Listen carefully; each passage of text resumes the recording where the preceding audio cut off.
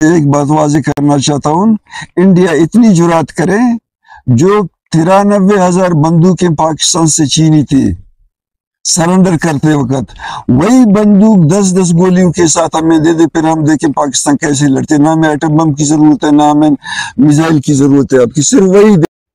যিনি কথাগুলো বললেন তিনি হচ্ছেন বালুচিস্তান লিবারেশন আর্মির একজন কমান্ডার। তিনি কি বলছেন?